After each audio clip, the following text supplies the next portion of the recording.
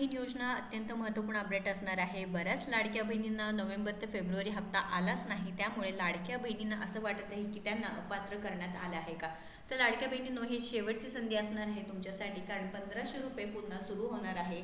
तुम्ही सुरू करू शकता घरी बसून मोबाईलवरती. ही संपूर्ण माहिती आपण या व्हिडिओच्या माध्यमातून पाहणार आहोत, त्यामुळे व्हिडिओ शेवटपर्यंत पाहायचा आहे. मार्च हप्ता 1500 रुपये महत्त्वाची अपडेट आलेली आहे.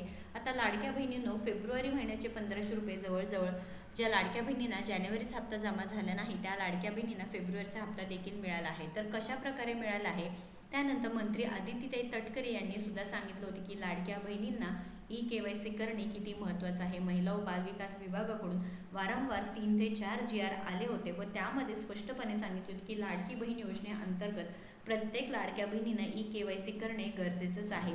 जर तुम्ही KYC केली नाही तर तुमचे पैसे बंद होणार आहेत.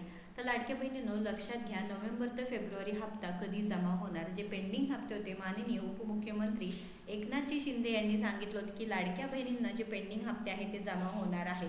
वर त्यावरती उपाय म्हणून आपण एक सांगितलं होतं की लाडक्या बहिणींनो, ऑनलाईन तक्रार तुम्हाला करायची आहे.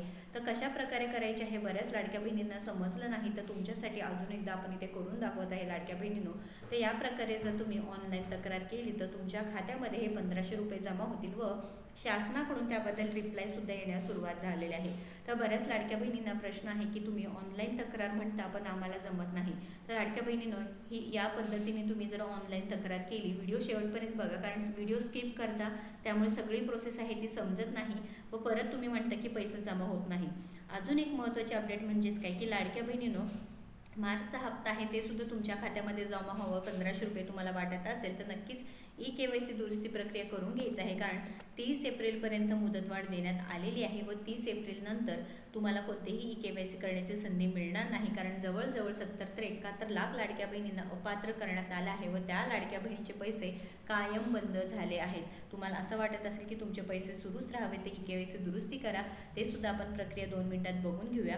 तुमचे काही प्रश्न असू द्या, नक्कीच कमेंट करून सांगा. व्हिडिओ महत्त्वाचा आहे, जास्तीत जास्त लाडक्या बहिणींना शेअर करा.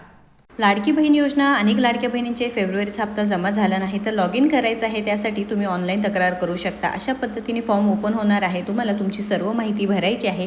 ते भरल्यानंतर तुम्हाला पूर्णपणे तिथे जे काही कारण आहे, तुम्हाला वर्णन करा सांगितलेले आहे, ते वर्णन भरायचं आहे आणि त्यानंतर तुमचे जे कागदपत्रे असणार आहे ते सुद्धा तुम्हाला अपलोड करावं लागणार आहे.